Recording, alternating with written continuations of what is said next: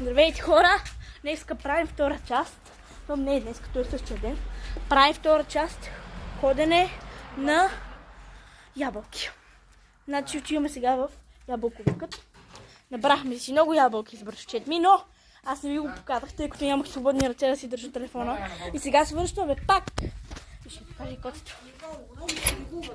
Значи сега искам само тук да покажа нещо. Значи това е назад. Това там е ябълковикът. Няма там да ви хода.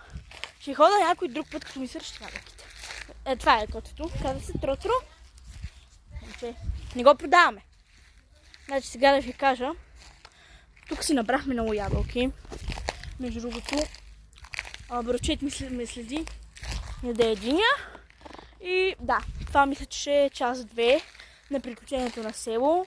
Показваме ви още 2 непознати къта за вас, така че да. От другия ден